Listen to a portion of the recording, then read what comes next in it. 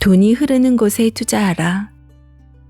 지구 위에 대형 접시가 있다고 생각하자. 대형 접시는 나무 막대 2개로 된 받침대 위에 놓여 있다.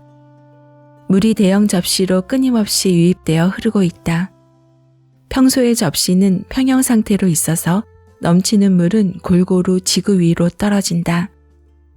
물은 특정 지역에 치중되지 않고 떨어져 세계 구석구석으로 퍼진다. 전 세계에 충분한 돈이 흘러 다 함께 풍요로운 시절을 누린다. 실제 현실에서는 이렇게 이상적으로 돈이 흘러가지 않는다. 그것도 절대로.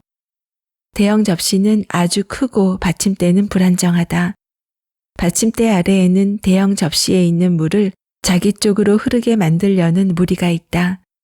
그들은 자신들이 원하는 방향으로 물이 떨어지게 만들기 위해 합심해서 받침대를 민다.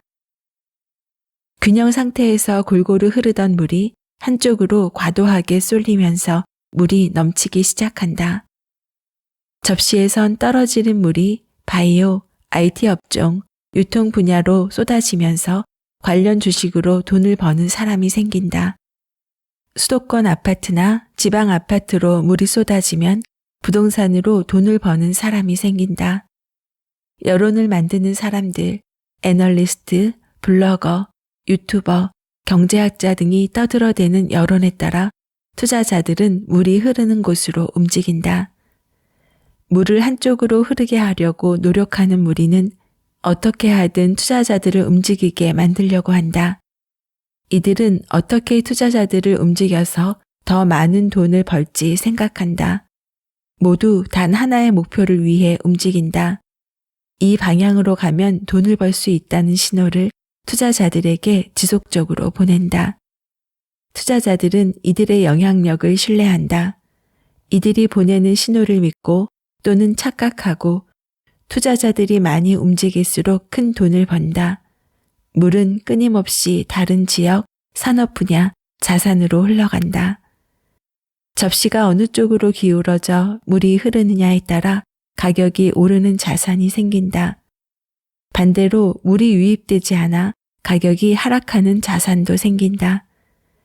물이 어느 쪽으로 흐르느냐에 따라 자산 시장에도 부익부 빈익빈이 생긴다. 이런 돈의 흐름을 유동성이라고 한다. 유동성은 자산 시장을 움직이게 만든다. 금과 연동하여 화폐를 발행하던 시대와 달리 오늘날은 신용에 의해 돈이 계속 공급된다. 신용으로 화폐를 발행하는 오늘날의 금융 통화 시스템에서는 언제나 돈이 흘러넘치는 자산이 반드시 생기기 마련이다. 무조건 돈이 흘러가는 수밖에 없는 새로운 호재를 만들어낸다. 특별한 기술인지는 중요하지 않다. 오로지 사람들의 관심을 유도하는 것이 중요하다. 투자자 대부분은 돈의 큰 흐름에는 관심이 없다. 오로지 유명 강사가 찍어주는 강의, 유명 유튜버가 알려주는 방송, 유명 블로거가 쓴 글에 당장 돈이 될 만한 것에만 관심이 있다. 접시에 물이 흘러넘쳐 한쪽으로 쏟아지고 특정 시장이 뜨기 시작한다. 뒤늦게 상황을 파악한 사람들은 물이 쏟아지는 곳으로 달려간다. 이때 가장 많은 돈이 넘쳐난다. 그러나 바로 그때가 상투의 절정이라는 것을 모른다. 특정 시장으로 돈이 흘러가기 시작하면 모두 그곳으로 몰려든다. 접시에 물이 넘치면서 사람들은 몰려 돈이 모이기 시작한다. 돈이 몰리기 시작하면 그 누구도 통제할 수 없는 상황으로 치닫는다. 한동안 그 자산은 하늘 높은 줄 모르고 오른다. 몇몇 똑똑한 사람은 가격이 너무 올라 위험하다는 것을 눈치챈다.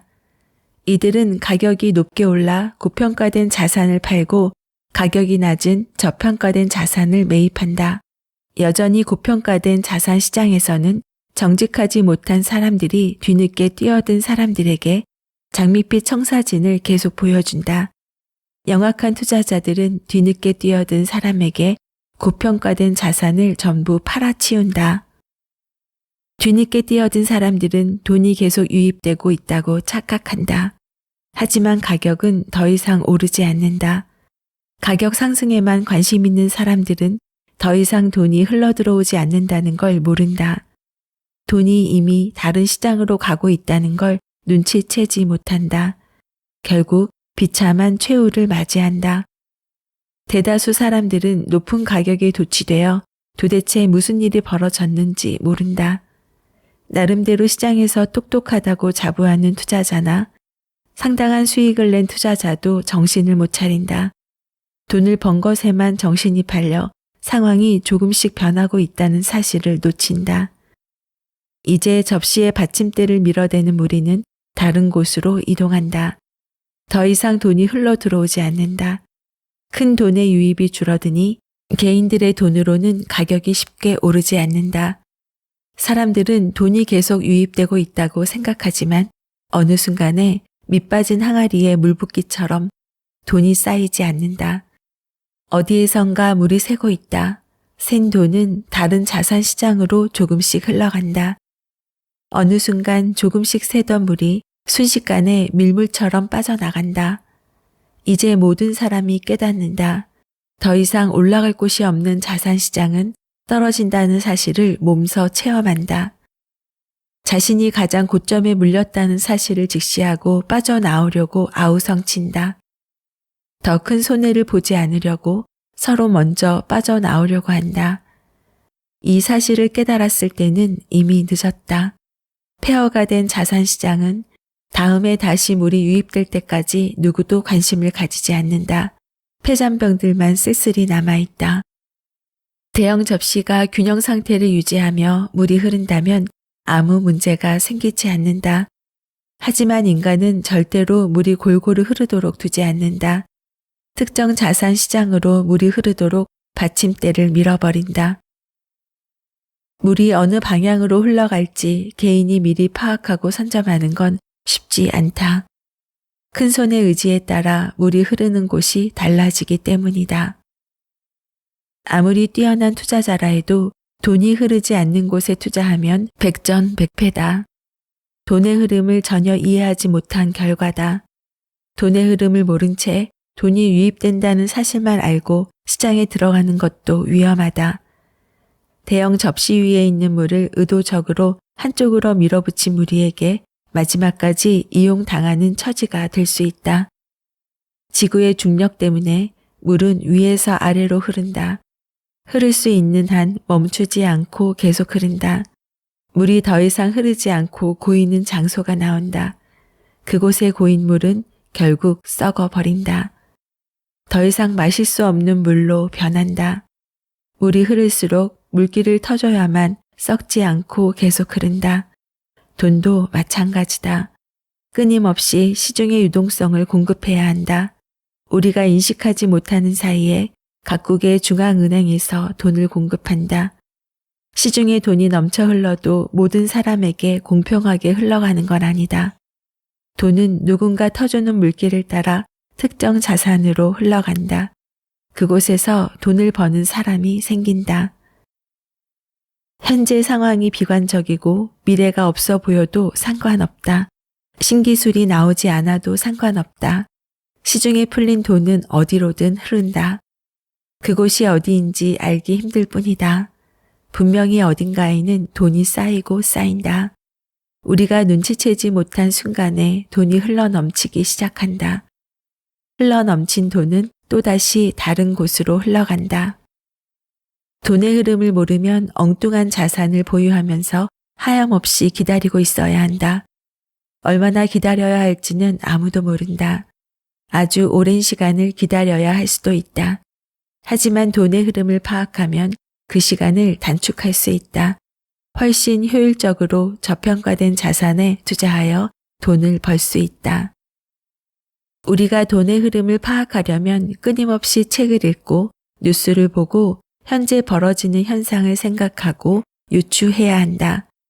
과거를 반면교사로 삼아 현재를 파악하려고 노력해야 한다. 조금 늦더라도 돈이 흘러가는 곳으로 가면 된다. 그럼 돈을 벌 수 있다. 단 돈이 움직이는 것을 관찰한 사람에게만 해당된다.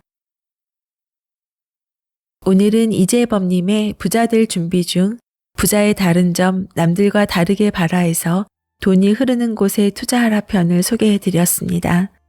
미소님들은 내용을 들으면서 무슨 생각이 드셨나요? 지난 부동산 상승장에서 어떤 입장이셨는지 궁금합니다. 저는 돈은 멈추지 않고 흐른다는 부분에 아주 많이 공감했습니다.